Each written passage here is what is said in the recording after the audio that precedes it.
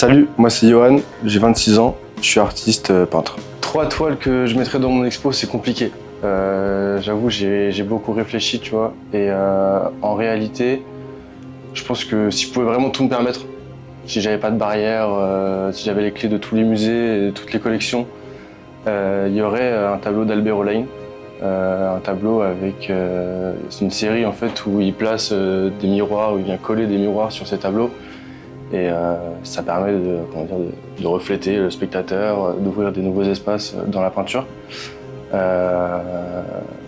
y aurait aussi un tableau de Velázquez quitte à être dans le thème de rejouer le spectateur, de jouer avec le miroir, jouer avec les espaces dans la peinture. Il y aurait les Ménines, je pense. C'est un tableau qui m'a énormément marqué et que j'ai beaucoup étudié tout simplement pendant mes études, notamment par le biais du texte de Foucault, dans Les mots et les choses. Et voilà, c'est un tableau, je ne vais pas non plus faire le critique d'art ou l'historien, mais c'est un tableau qui est trop important pour moi dans la manière d'appréhender l'espace de la peinture, que la toile qu'on regarde, ça soit la toile qui est en train d'être peinte dans la peinture qu'on regarde, enfin ce truc un peu méta d'espace, de devant, de derrière, de voir le châssis de la toile qu'on voit peinte. Enfin, il y a un peu un truc comme ça qui m'a énormément inspiré, que j'ai beaucoup étudié. Du coup, c'est pour ça que si je pouvais le caler dans une des expos, ça serait intéressant de les mettre en relation avec Albert Olaïne. Et dans tous les cas, Foucault dit que c'est l'épistémé de l'époque classique, c'est la représentation de la représentation. Et ce truc un peu méta, c'est un peu la base aussi de ma prod à moi. J'ai lu quelque part que, alors je sais plus quelle historienne de l'art dit ça, mais qui disait que la peinture espagnole de cette époque-là, et surtout Velázquez, c'est la première fois que la peinture se montre consciente d'elle-même, consciente d'être peinture. Est-ce que c'est un truc qui t'intéresse particulièrement ? Ouais, complètement. Moi, en vrai, je sais pas si j'ai grand chose à prouver à travers ma peinture, si ce n'est parler de l'acte de peindre et parler de la création en général, à travers ma propre création. Et je pense qu'on pourra en parler après, tu vois, mais il y a plein de trucs méta, avec les outils que j'emploie, avec les sujets que je peins, avec ma manière d'appréhender la toile, le châssis, la manière de montrer aussi mes tableaux. Il y a toujours un truc de mise en scène et de montrer l'acte créatif à travers ma création. Et si je devais choisir un dernier tableau du coup pour compléter cette expo, ça serait une référence beaucoup plus contemporaine. C'est un artiste qui s'appelle Philippe Timilch et qui vient faire côtoyer des écrans LED avec des peintures et qui vient augmenter ses peintures avec des écrans et vice-versa vient augmenter ses écrans avec ses peintures. Et il y a un truc hyper intéressant parce que souvent ça existe dans l'espace, enfin souvent, en tout cas quand j'ai découvert son travail à la Biennale de Lyon, ça existait dans l'espace, si on pouvait tourner autour de l'œuvre. Et donc ça rappelle aussi le tableau de Velázquez où on va voir le derrière de la toile, le châssis, les branchements des panneaux LED et tout. Et voilà, je trouvais ça assez fascinant. Ouais. T'aimes bien ce truc de démystifier l'œuvre, la décrocher du mur, tourner autour, montrer que après tout c'est que de la toile sur du bois ? Ouais, carrément. Je trouve que c'est une honnêteté en vrai et c'est une honnêteté et c'est aussi une manière de briser certaines conventions, montrer l'envers un peu du décor, la manière dont sont bricolées les choses, parce qu'il y a beaucoup de bricolage aussi dans l'envers de mes peintures. Quand j'y appose une grille d'aération, souvent c'est pour faire passer quelque chose derrière, et ça peut être des speakers, ça peut être des machines à fumer. Et je trouve ça assez honnête, et même c'est une audace en vrai, c'est assez audacieux même de le montrer au grand public, et voilà. Ça fait partie de mon œuvre en vrai. Ouais. Ça fait partie de mon œuvre. La dernière fois, on parlait d'expo et tu me disais qu'il y avait un peu un rêve de montrer genre des énormes backstage remplis de machines, de fils et tout. Ouais. Il y a un truc de intégrer la technique à l'œuvre et en faire un composant esthétique aussi de l'œuvre. Ouais, complètement. Complètement. L'idée, c'est...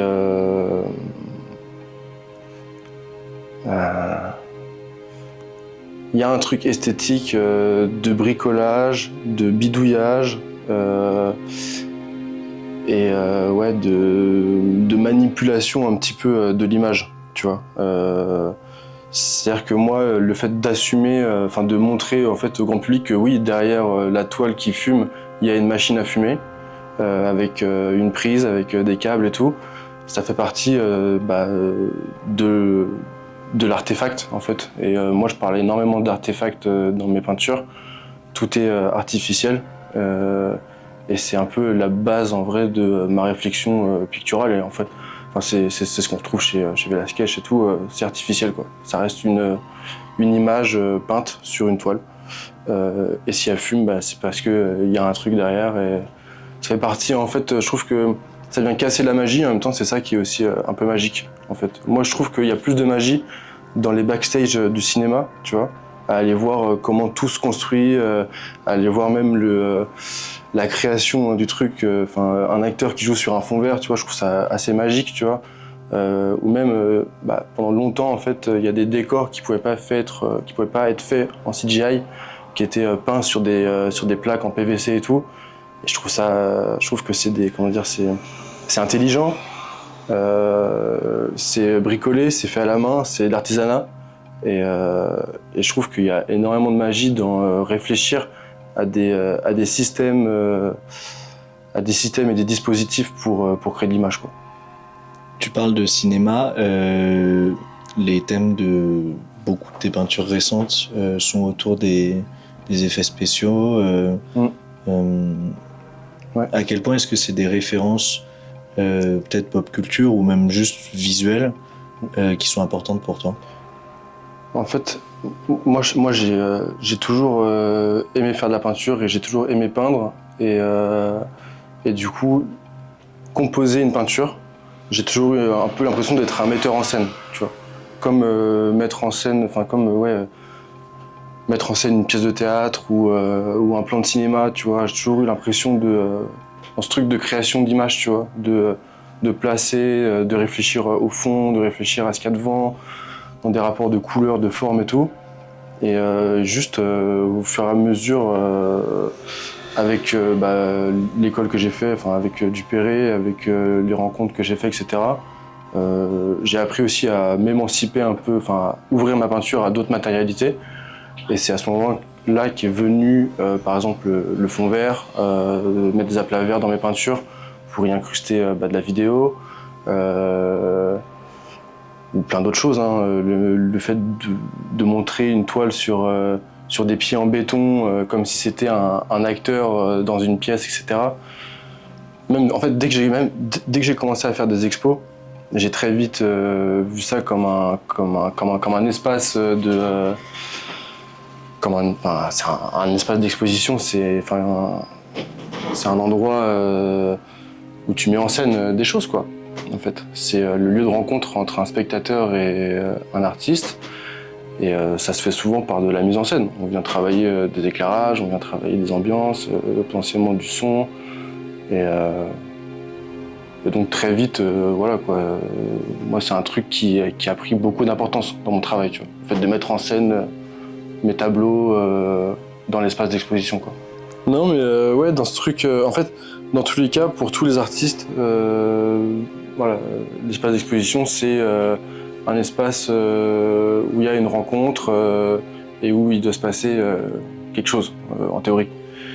À voir à quel point tu réfléchis et tu composes avec ce lieu en fonction de ce que tu fais.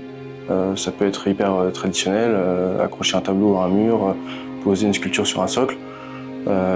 Tu peux aller au-delà, quoi. Moi, j'ai fait le choix et j'ai envie à chaque fois d'aller un peu au-delà.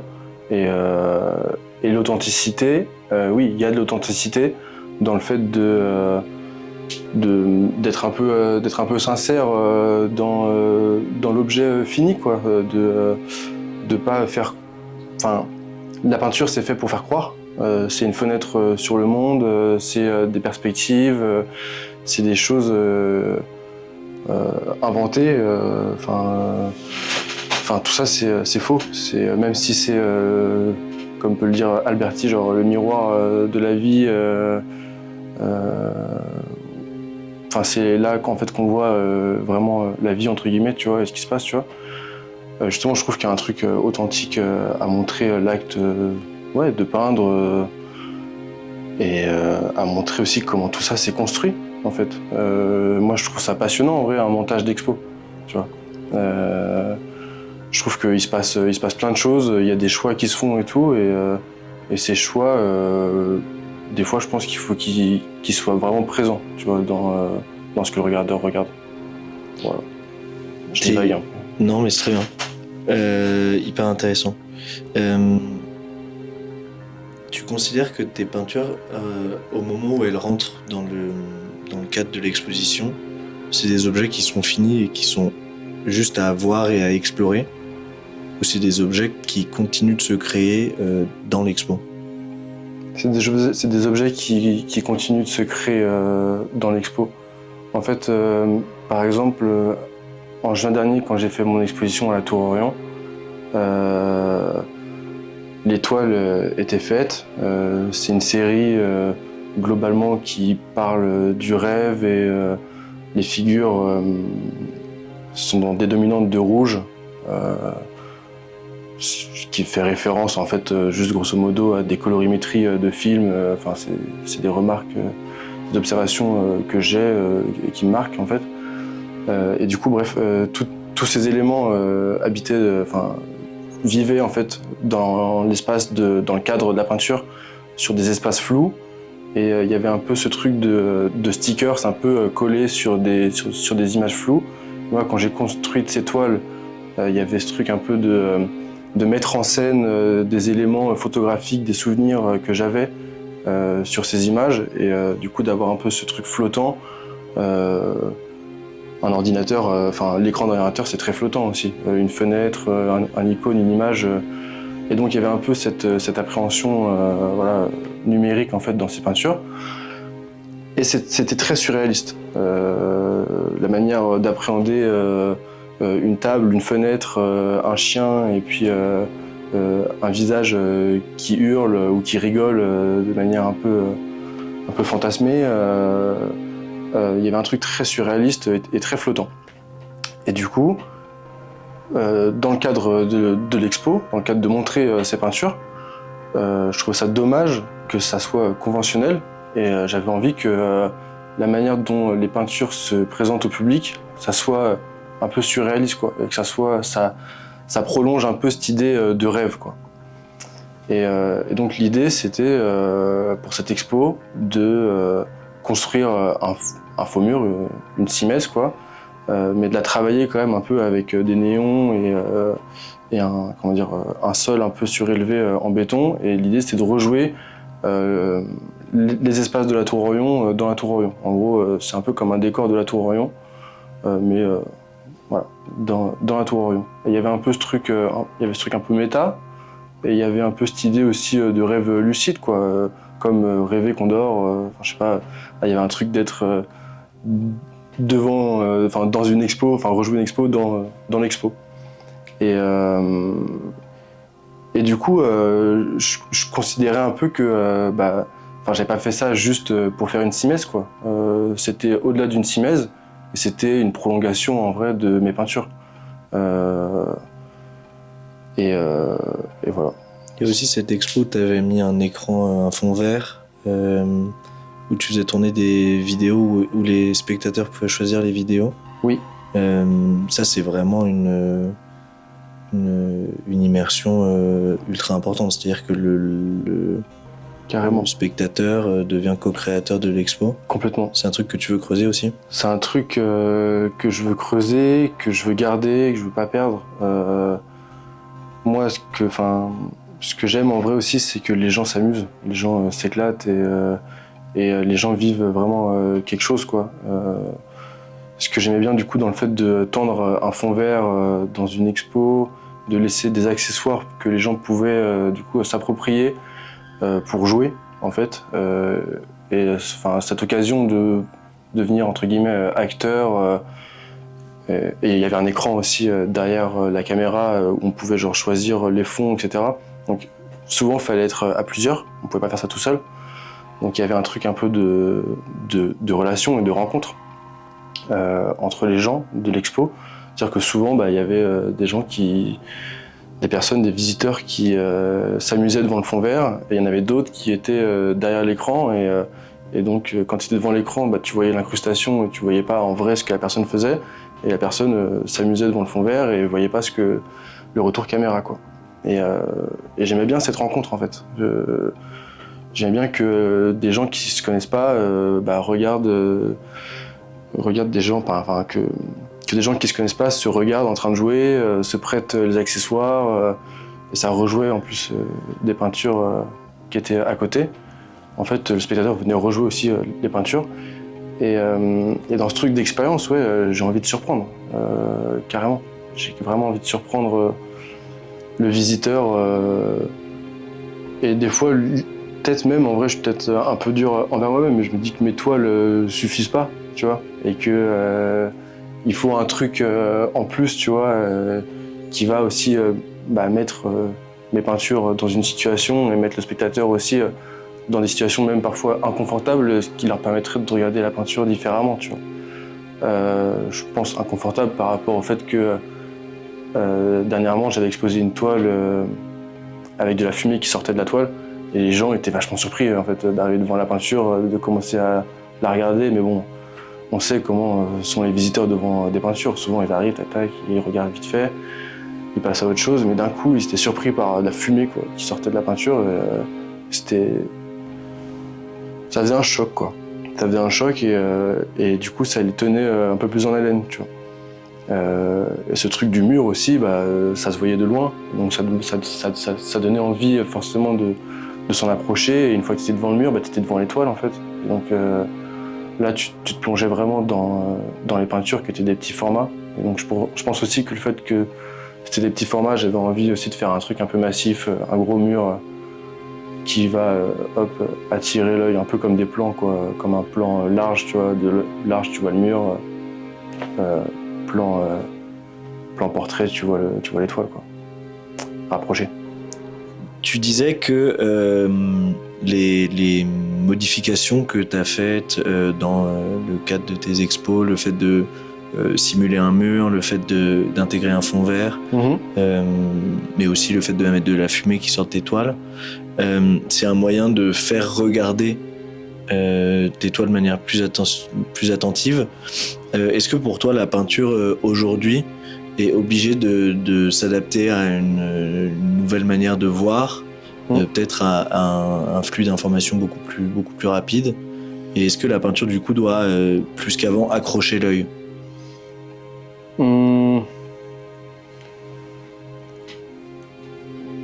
Attends, je réfléchis.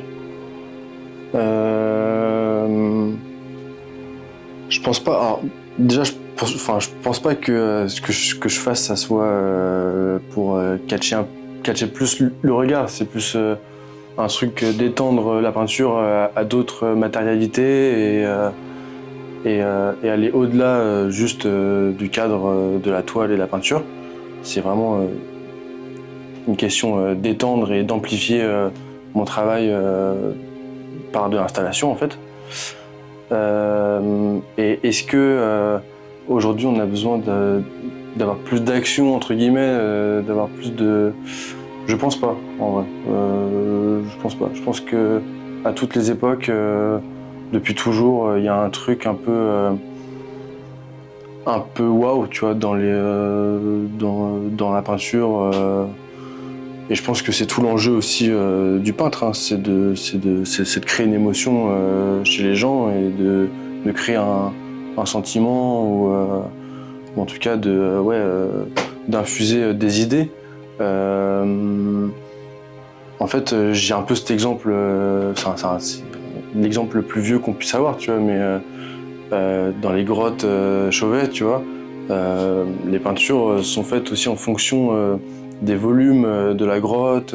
Il y a un truc, il y a un circuit, il y a une chronologie, il y a une scénographie qui est dingue, et qui est encore aujourd'hui admirable et audacieuse. Et en fait, je pense qu'aujourd'hui, oui, il y a plus de mélange peut-être de techniques. C'est plus facile pour un peintre d'étendre sa peinture à de la sculpture ou un sculpteur d'étendre sa peinture à du son. Il y a peut-être plus d'allers-retours comme ça. Ce qui fait que du coup c'est un peu plus hybride et c'est peut-être plus catchy entre guillemets.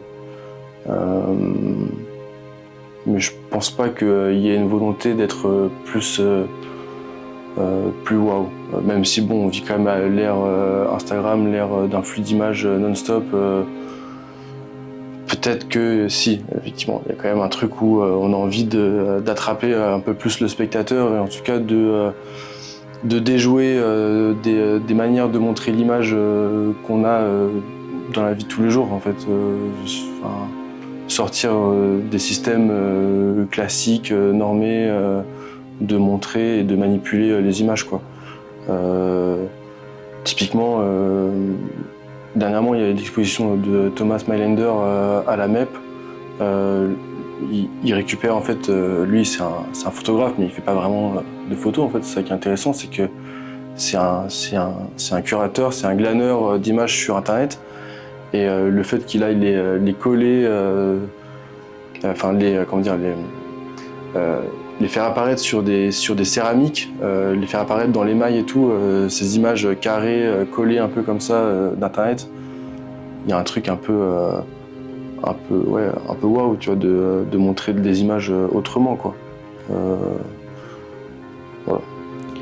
Est-ce que tu penses que, un peu comme ce que tu disais à l'instant, le fait de coller des images sur de la céramique, des images contemporaines sur de la céramique, le fait de faire apparaître les images que tu fais apparaître, donc des images souvent de SFX, enfin de science-fiction, de les mettre sur la toile, ça les fait changer de dimension? Oui. Ouais, carrément. En fait,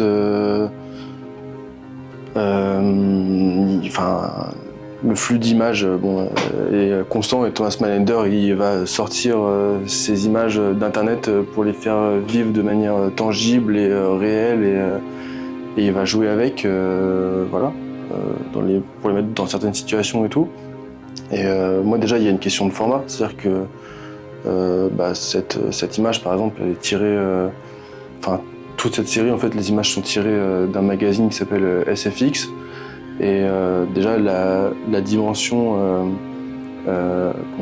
glaneur entre guillemets, recherche d'images, moi elle se fait là pour ce projet par des brocantes, par la recherche de ce numéro en fait. Ce numéro, ce magazine, je l'ai découvert dans une brocante et depuis c'est un truc un peu de collectionneur.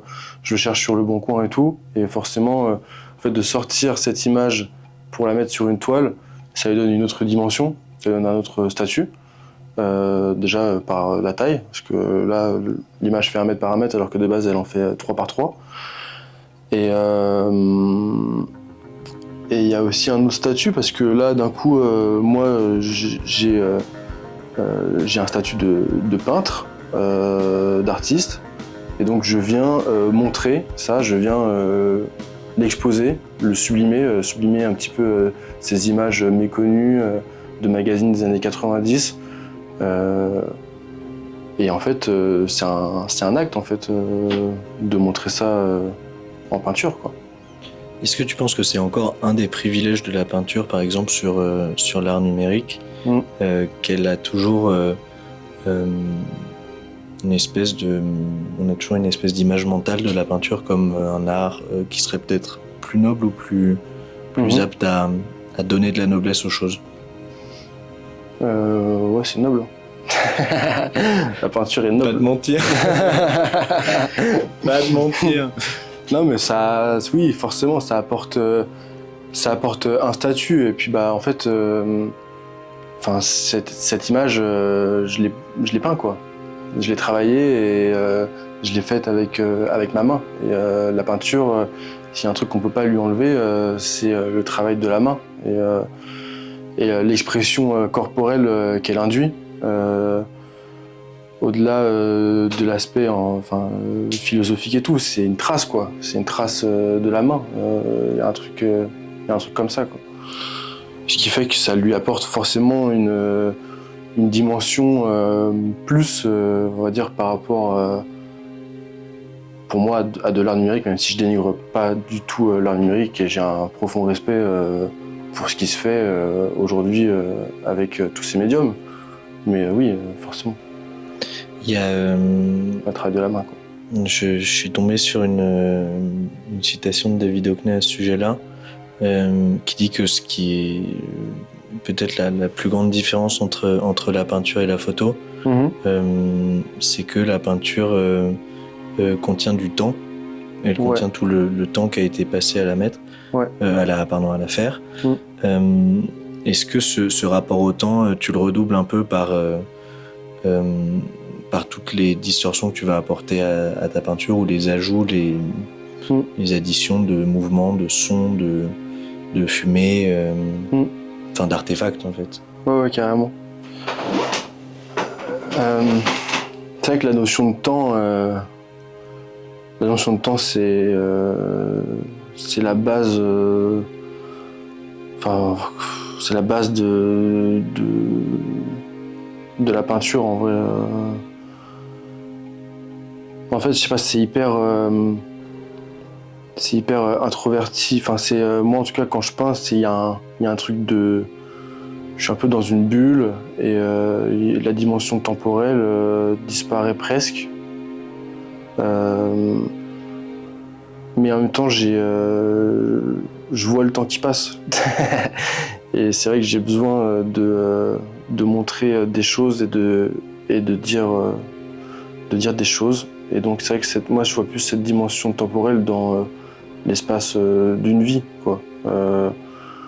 Et en fait, la dimension temporelle aussi, je la vois dans l'instant T où on vit.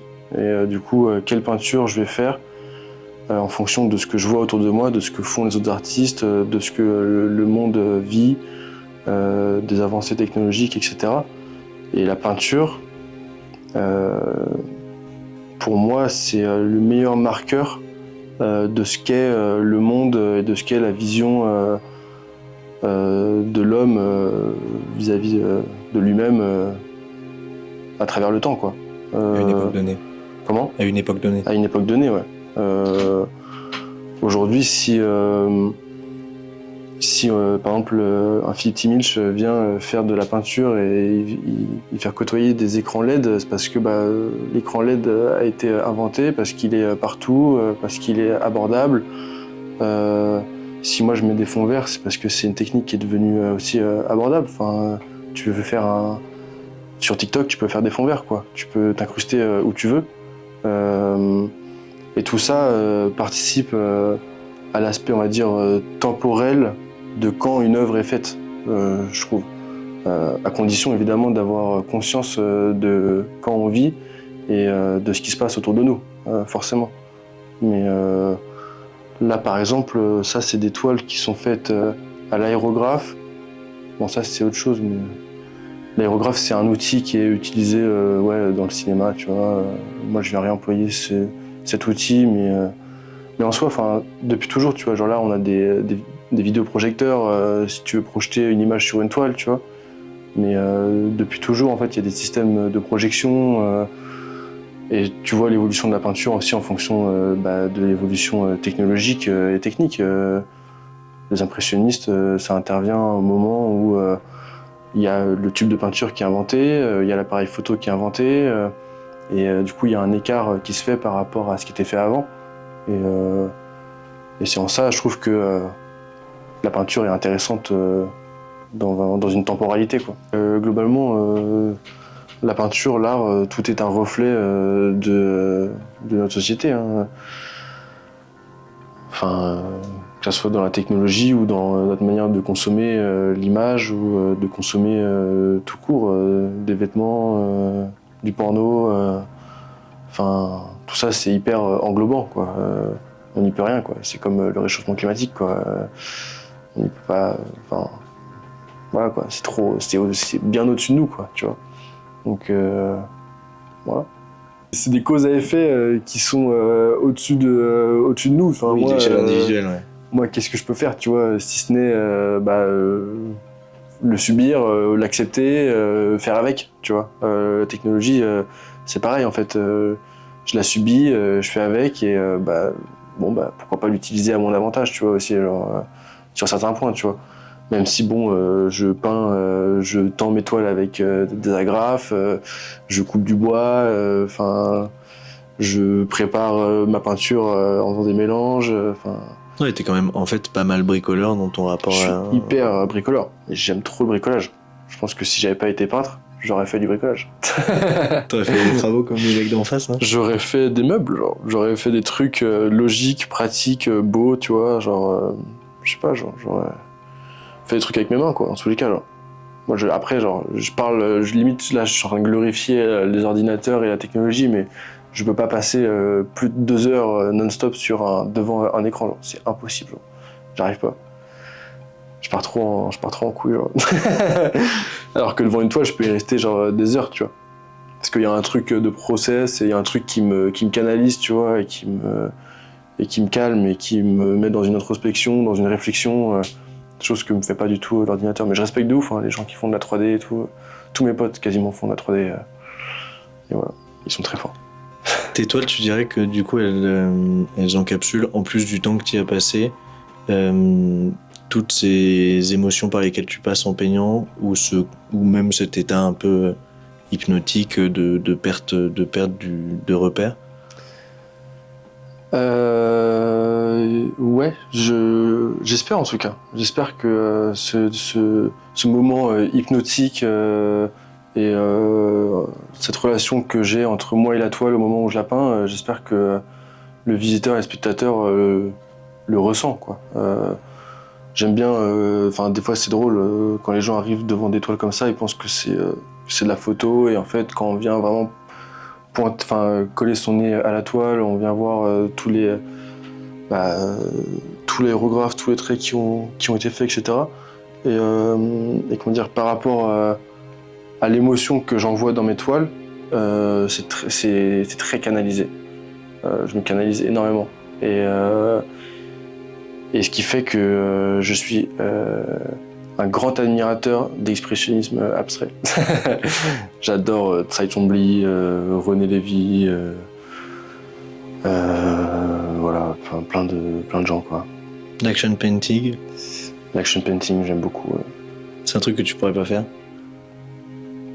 Je sais pas, je me sens pas encore légitime à le faire, en fait. Je sais pas. Parce qu'il y a un engagement quand même encore plus fort du corps, qui est déjà un truc qui est important pour toi.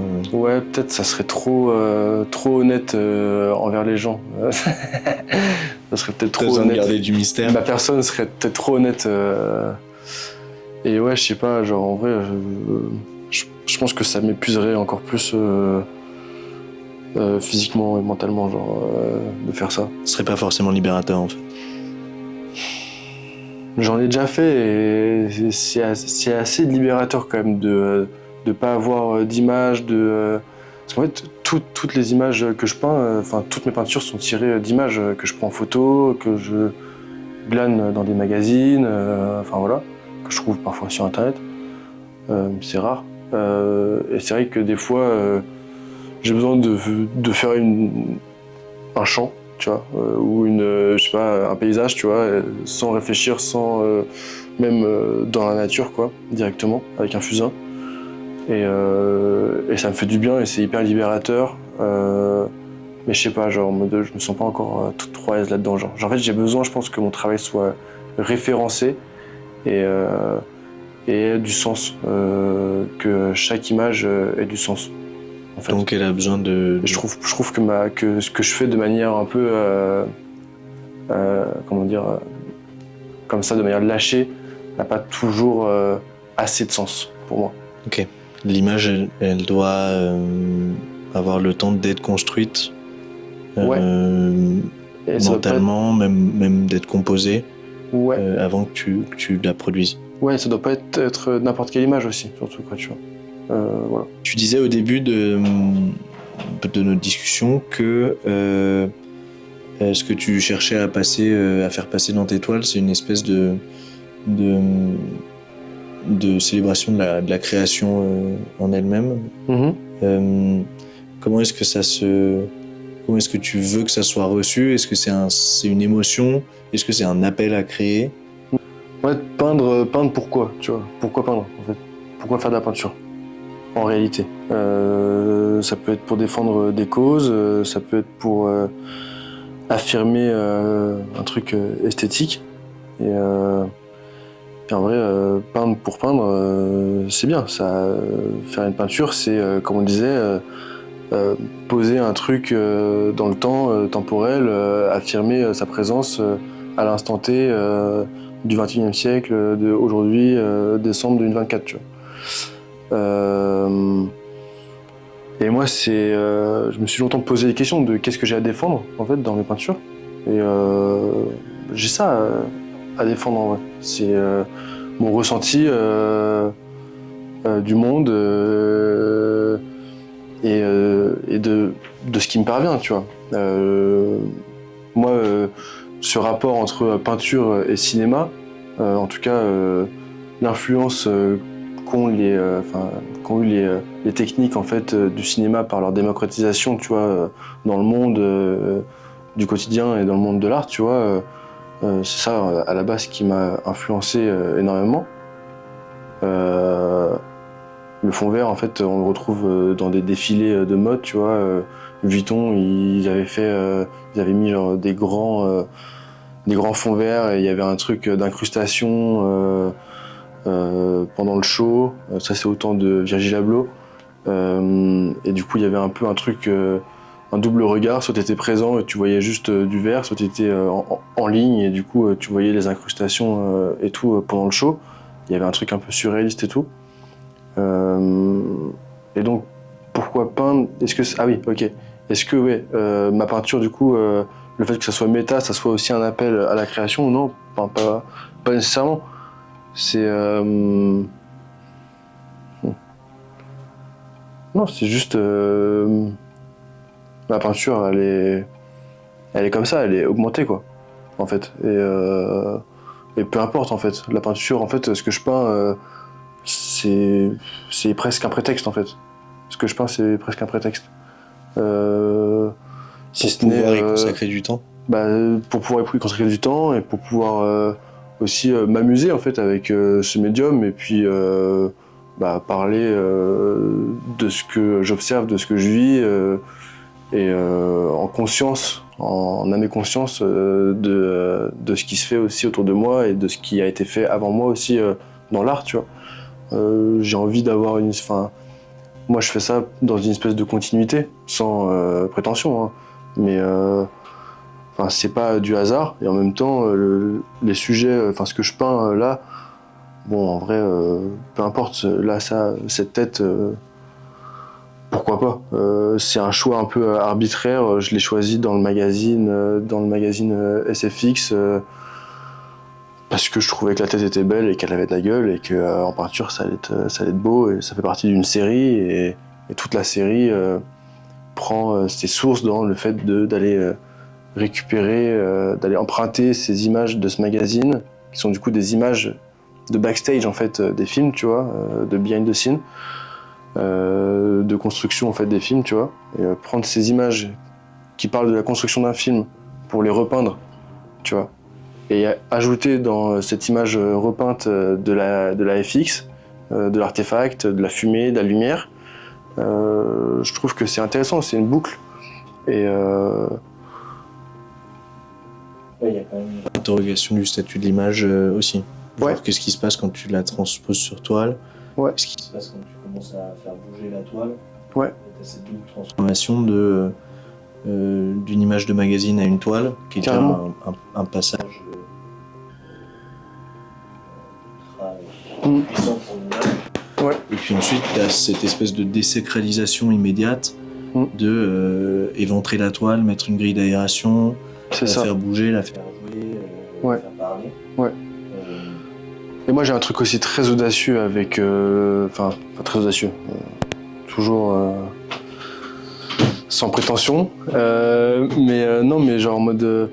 j'aime bien, comment dire, casser les codes, entre guillemets, tu vois. Enfin, en mode...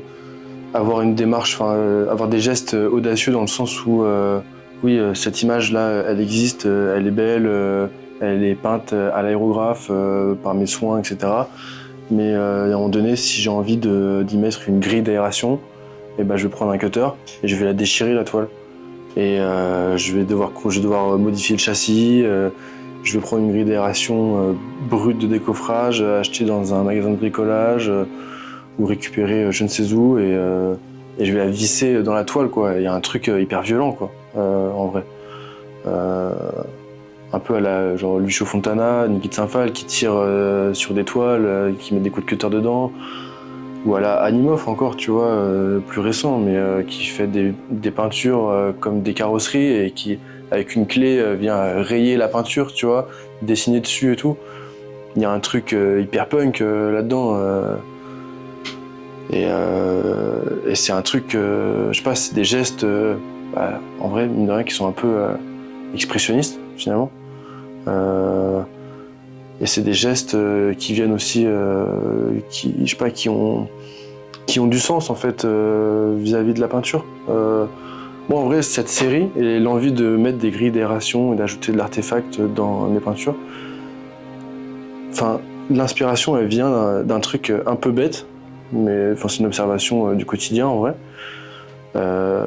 Souvent, quand il y a des travaux dans une gare, dans la rue et tout, tu vois, sur des bâtiments, etc., il y a toujours des espèces de... Soit il y a des pubs, ou il y a des images qui viennent rejouer le bâtiment qui est en travaux et tout.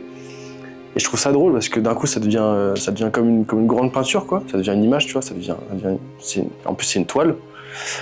Et des fois, il y a des portes, en fait, juste pour accéder au chantier. Et tu vois, t'as l'image qui s'ouvre, comme ça, où t'as des ouvertures. J'ai déjà vu sur des échafaudages des gens avec des cutters qui avaient ouvert des images, tu vois, des pubs et tout. Voilà, quoi, il y a un truc un peu arrogant aussi, c'est limite du graphe, quoi, tu vois. Et en plus de ça, il y avait cette espèce d'observation un peu voyeuriste, tu vois, de voir des grilles d'aération partout et d'imaginer à chaque fois ce qu'il pouvait y avoir derrière le mur, me dire que c'était un passage d'un espace à un autre, tu vois, d'un devant à un derrière, enfin, et vice versa. Et du coup, ouais, il y avait, c'est comme ça en vrai qu'est venue un peu cette idée de plaquer des grilles d'aération sur mes toiles. Bon, en plus de ça, au-delà de l'aspect esthétique, c'est un aspect fonctionnel, parce que j'y fais passer des effets spéciaux, quoi, à travers. Voilà.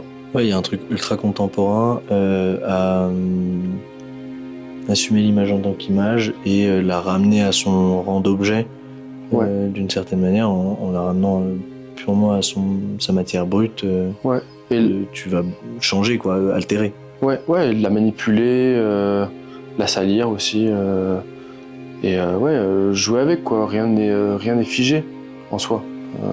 Moi, c'est comme ça que je considère mon travail, quoi. Et justement, c'est aussi pour ça que je fais juste des toiles à l'aérographe, parce que sur ma dernière série, je faisais des fonds à l'aérographe sur lesquels je venais travailler après avec de l'acrylique et tout. Et juste tout le monde me disait, mais tes fonds, ils sont trop beaux, quoi. Ils devraient juste exister comme ça, quoi. Et en vrai, ouais, là, c'est ce que je fais en ce moment. Mais bon, il y a quand même une altération en mode, j'aime pas non plus quand c'est trop propre. J'aime pas quand c'est trop lisse, quand c'est trop attendu, tu vois. Je pourrais faire des natures mortes de clémentine avec des fonds bleus et voilà, des teintes. Ouais, est-ce que tu penses que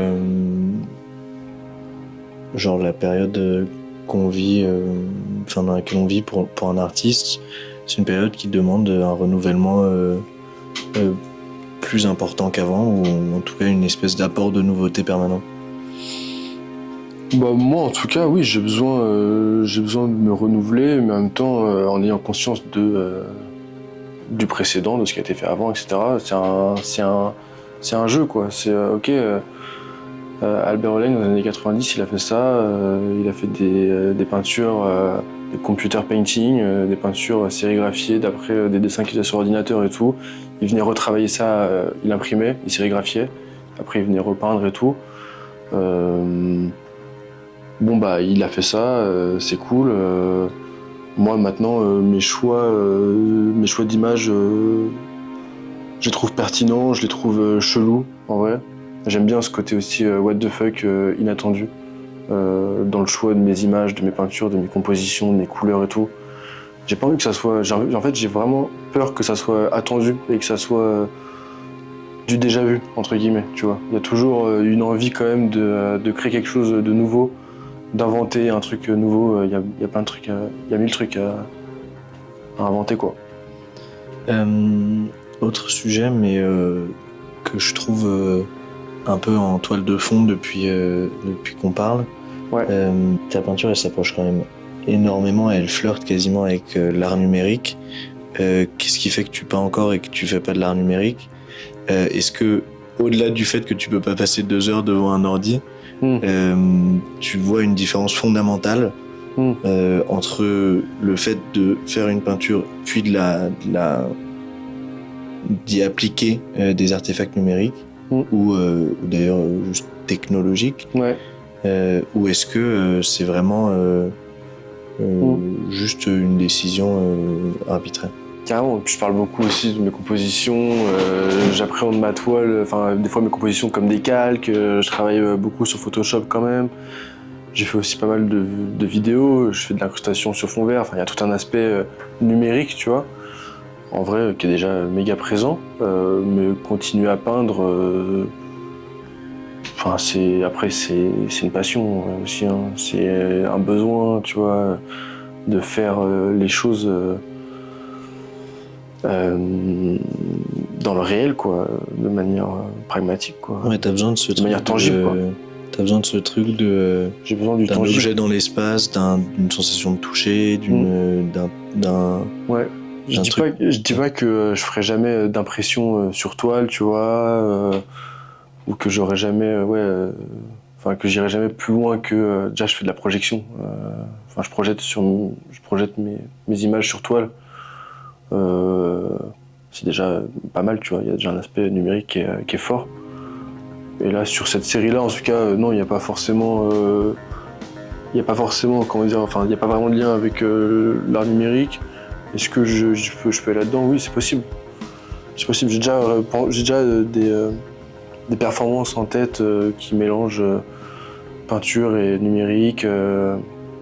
Jusqu'à maintenant, c'était quand même vachement numérique en vrai, mon travail. En vrai, ça me fait du bien cette série de faire de l'électronique, tu vois, parce que derrière, je construis des micro-enceintes, tu vois. Je fais des connectiques de lumière. J'ai appris la soudure électronique. Voilà quoi, je m'amuse avec des machines à fumer, des trucs. J'ai pas besoin de brancher, d'installer une caméra, de gérer la lumière, de mettre un fond vert, d'avoir un ordinateur. C'est aussi une logistique qui est assez conséquente en fait, de présenter de l'art numérique dans un lieu, ou d'en faire et tout, quoi. Bon, c'est aussi une logistique de faire de la peinture, mais bon, je préfère, quoi.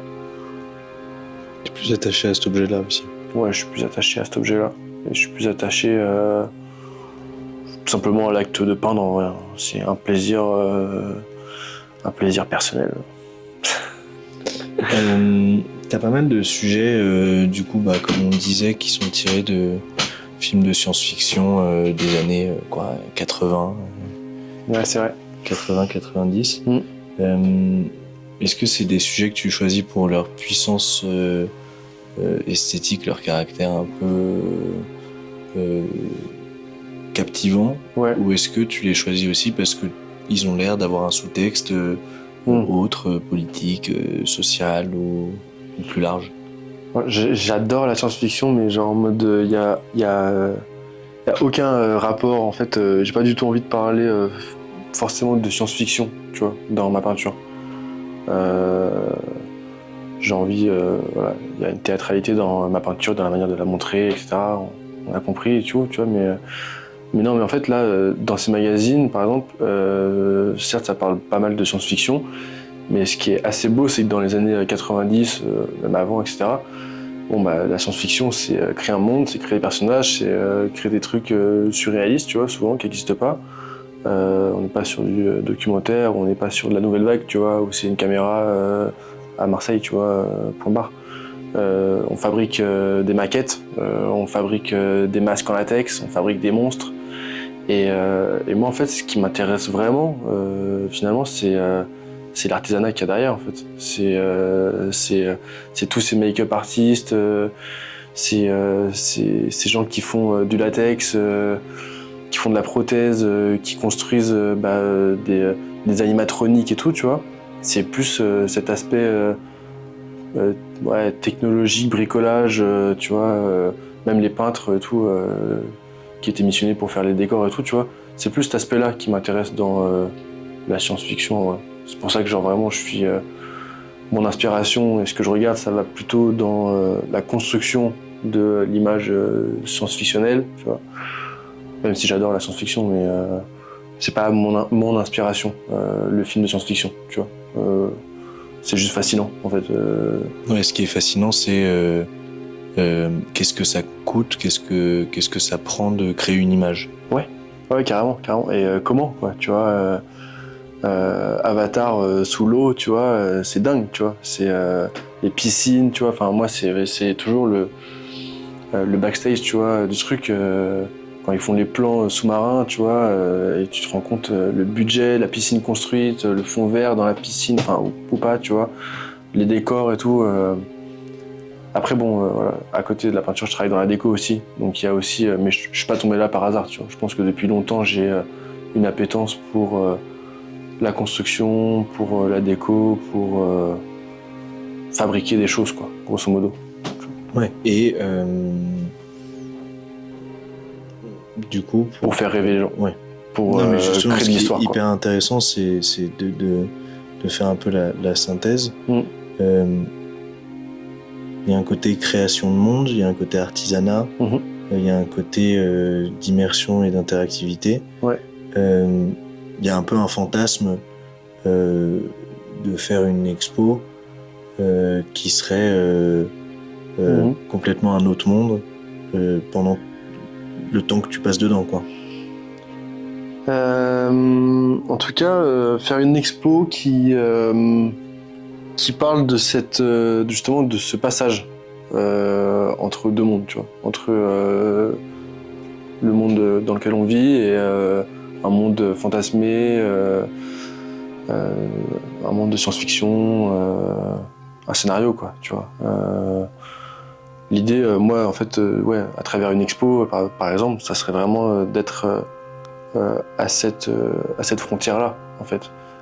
Être conscient que ce monde fictionnel et rêvé est fantasmé et construit de toutes pièces, tu vois. En même temps, pouvoir un peu s'y plonger dedans, quand même, tu vois. C'est un peu cet entre-deux-là, moi, qui m'intéresse. D'où cette appétence que j'ai pour les backstage, pour assumer le fait que mon faux mur, ma simèse, bah oui, tu vas derrière, tu vois des agrafes, tu vois des tasseaux, et tu vois une prise, tu vois une machine à fumer, tu vois une lumière. Voilà, quoi, tout ça. C'est vraiment cet entre-deux. Mais en même temps, si t'as envie de pas voir le backstage, bah, tu vois le décor et c'est cool, tu vois. Tu vois juste la toile qui est accrochée sur un mur blanc de manière conventionnelle. Je joue aussi avec le conventionnel, avec mes simèses et tout, tu vois. Et ouais, voilà, c'est d'être dans cet entre-deux, tu vois. D'assumer que c'est faux, tout en voilà, en faisant croire que c'est une fenêtre et que c'est réel, tu vois. C'est tout l'enjeu de la peinture aussi, quoi. Finalement. Quelle est l'œuvre non picturale ou non sculpturale qui t'a le plus fortement inspiré? Ça peut être une performance, de l'art vidéo, de la musique, un livre, un film. Au moment où je faisais mes peintures rouges, enfin là il y a un peu, quand j'ai commencé cette série là, il y a un peu moins d'un an là, il y a un an, j'avais été marqué de ouf par un spectacle de Philippe Ken, Quesne. C'est un metteur en scène français qui joue, enfin il y a un peu ce côté absurde, il y a un côté un peu Quentin Dupieux en vrai dans la manière d'amener l'histoire et de faire jouer les acteurs et tout. Et les acteurs jouent vachement, comment dire, interagissent énormément avec le décor, tu vois. Et ouais, enfin, ça revient sur ma pratique, tu vois, mais le décor est magnifique et fake, tu vois, mais oui, il est fake. Il est magnifique, mais il est fake. C'est faux. C'est des fausses branches, c'est une fausse pelouse, tu vois. Et en fait, il y a un moment donné, peut-être que dans le spectacle, je sais plus, il y a une scène de ski, tu vois, où ils se mettent à skier. Qui sont bloqués en fait, ils sont en panne à la montagne, tu vois. C'est un groupe de copains rockers et tout, et puis il y a une petite dame, une petite vieille qui vient les aider en fait, voilà. Et voilà, il y a des jeux de fumée et tout machin, et puis ils se mettent à rouler la pelouse, tu vois. Genre le rouleau de pelouse, tu vois, qui fait décor, ils le roulent pour en faire un saut à ski, tu vois. Et c'est un truc un peu drôle comme ça, tu vois. Il y a un jeu avec le décor, quoi. Ouais. Le faux de la scène, le faux du théâtre. Ouais, carrément. Qui devient un outil diégétique, quoi. Ouais, même, tu vois, quand il y a des pièces de théâtre, tu vas...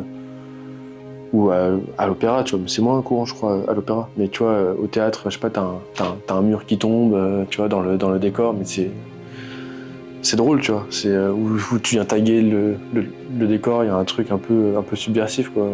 C'est drôle que tu dis ça, parce que dimanche, j'étais à l'Opéra Garnier. Ouais. Une pièce qui s'appelle Play, de Alexander Herken, je crois, un truc comme ça, Elken.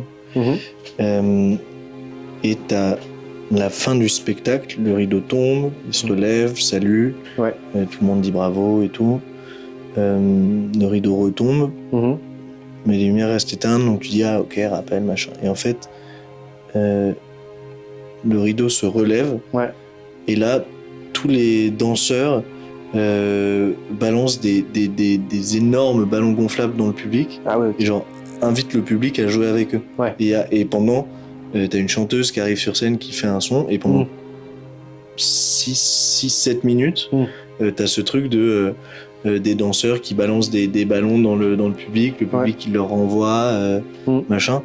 Il y a un côté très amusant à voir ça en plus dans l'Opéra Garnier, qui est genre la salle c'est trop bien, dorée, machin et tout. Mais cette interaction-là, ce faux, ce factice, ce désacralisateur, ça c'est en fait ce qui crée l'interaction.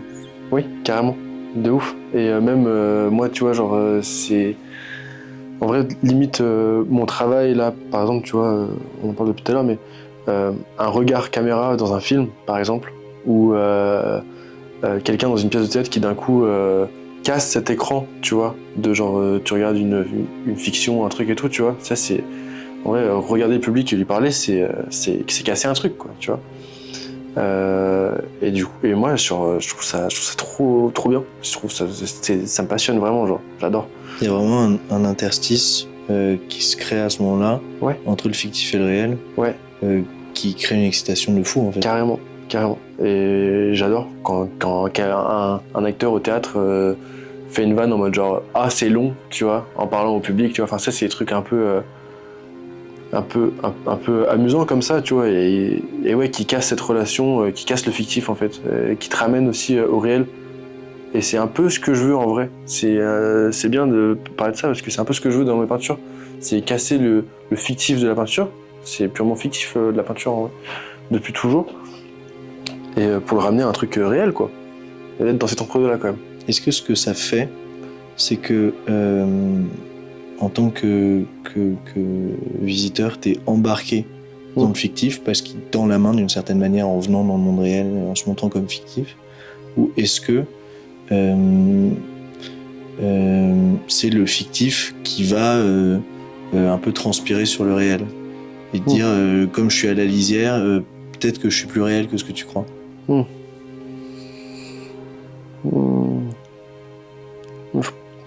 Attends, fictif ou réel, réel ou fictif? En gros, c'est est-ce que c'est toi qui vas rentrer dans un monde fantastique, ou est-ce que c'est ce monde fantastique qui va dire ah, peut-être que j'existe en vrai? Ouais,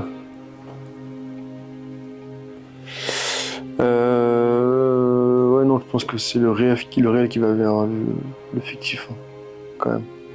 Ouais, je pense quand même. Ouais, donc ça veut dire que ton spectateur, il va passer à un moment par une étape d'entre-deux de... Il s'attend à voir du fictif, en fait, tu vois. Quand tu vas voir une exposition, tu t'attends à rêver, quoi, tu vois. Et c'est un peu aussi mon but, tu vois. Enfin, c'est quand même d'ouvrir une fenêtre et voilà. Mais d'un coup, quand le fictif se brise, tu vois, en fait, quand il y a la fumée qui sort ou que t'aperçois la lumière ou du son à travers la grille, et ben en fait, c'est purement fictif, c'est un effet spécial, mais le but, c'est de faire croire au réel, tu vois. Et du coup, de ramener l'œuvre dans un environnement réel et dans une condition réelle, tu vois. Quand tu passes devant d'une grille d'aération à Paris, il est possible qu'il y ait de la fumée qui sorte parce que c'est la sortie d'une chaudière, tu vois, ou tu entends des cris, tu vois, ou tu vois de la lumière de nuit, tu vois, parce que le mec il a une cave, tu vois, enfin, voilà. Mais c'est drôle, tu vois, en fait, cette frontière entre fictif et réel, parce que du coup, à travers les effets spéciaux que je mets en place, c'est censé en mode induire un truc réel, tu vois, en mode c'est une réalité, mais en même temps, tout ça, c'est une mise en scène fictive. Voilà. Ouais, c'est les deux champs qui se superposent. Voilà. Qu'est-ce que tu aimerais que les gens fassent à la sortie d'une de tes expositions? Qui se marre, qui rigole. Non, mais oui, qui rigole, ou en tout cas qui sortent pas en indifférence, quoi. Tu vois. Avec quel artiste vivant t'aimerais organiser une expo? Une artiste que j'admire beaucoup, elle est chez Ménour, elle a représenté la France à la Biennale de Venise il y a quelques années. Et elle s'appelle Zineb Sedira, elle est franco-algérienne et à la Biennale du coup elle a reconstitué son appartement londonien avec, il me semble, avec toutes les références littéraires, cinématographiques qui et aussi, c'était son œuvre en fait, de parler, de montrer toutes ses références et de montrer son appartement et la manière dont elle vit, je pense. Dans son discours et en fait c'était un appartement dans la salle d'exposition en fait et ça assumait les tasseaux derrière, toute cette mise en scène, c'était une reconstitution comme un décor de film quoi. Et voilà, sinon après Tatiana Trouvé j'adore, Animoff aussi ça serait beau aussi, qui sait genre une exposition avec Animoff, ça pourrait être rock tu vois, ça pourrait être rigolo. Rester branché. Ouais. C'est quoi ton premier souvenir lié à l'art? On va dire le premier souvenir où vraiment ça m'intéresse et je suis pas juste ce gamin en sortie scolaire dans un musée qui pense qu'il y a une chose, c'est faire des conneries quoi. Le premier souvenir, on va dire conscient, je pense que c'est une exposition que je suis allé voir il y a peut-être 10 ans quoi, avec ma mère.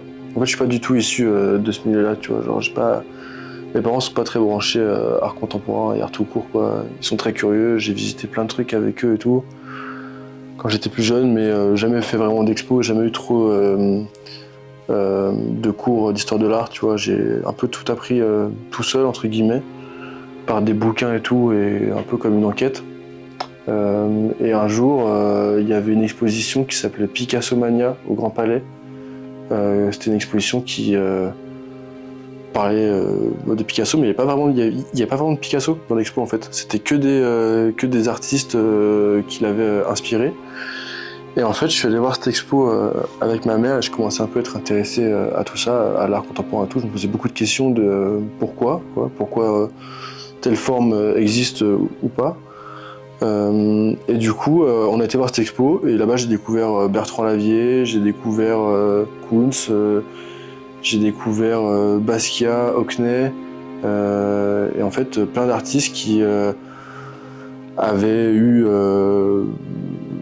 qui c'était Maurizio Cattelan aussi, la grosse tête de Pablo, tu vois, genre Picasso, tu vois, en mode le melon, quoi. Hockney qui faisait ses reconstitutions d'espace avec des polaroids et tout. Bertrand Lavier, juste le capot Picasso, tu vois, le capot de voiture. Enfin, tout ça, ça m'a trop impressionné, je pense. Et genre, j'ai posé 1000 questions, je pense, sur cette expo. Et ça m'a juste, en fait, au-delà que ce soit une expo Picasso Mania, on s'en fout, en fait. C'est juste que ça m'a ouvert l'esprit sur des formes artistiques et d'expression, quoi. Et que j'avais pas, en fait, avant. Et voilà. Après, il y a eu l'école, les cours d'histoire de l'art et tout. Mais grosso modo, ouais, c'était un des premiers chocs contemporains, on va dire. Même si ça paraît pas très... comment dire, ça paraît un peu évident en vrai, limite maintenant, tu vois. Mais en vrai, à l'époque, pour moi, ça n'était pas du tout, tu vois. Genre, Koons, je connaissais pas. Bertrand Lavier, je connaissais encore moins. Enfin, voilà, quoi. Voilà. Mon premier souvenir marquant. Cette diversité de formes d'expression, de matériaux présentés, ouais. Ça justifie aussi la liberté que tu as envie de prendre avec ton médium. Ouais. Ouais, parce qu'en fait, voir ça m'a toujours posé beaucoup de questions, tu vois. Je me suis dit que si c'était dans une expo, que c'était là, et que si c'était étudié dans les bouquins et tout, c'est que ça avait le mérite d'être là.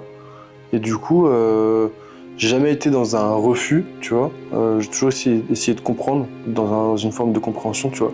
Et en fait, quand tu vois une seule œuvre de Bertrand Lavier, tu peux être un peu sceptique, tu vois. Et en fait, quand tu vois le parcours artistique et la réflexion qu'il y a derrière, je trouve ça passionnant, en fait. Et ça en dit beaucoup sur plein de trucs. Et ouais. C'est quoi le plus beau compliment qu'on t'ait fait sur ton œuvre?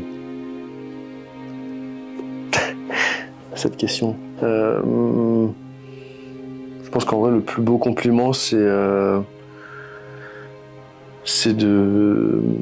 voir la réaction des gens, en fait, face à mon travail, quoi. C'est voilà, quoi, que ça leur parle, que ça leur procure quelque chose, que ça les amuse, que ça attise leur curiosité, tu vois. Quand ça procure aussi des débats ou des discussions, moi avec eux ou entre visiteurs, je trouve ça ouf en vrai, genre en mode moi ça me fait chialer, quoi, genre.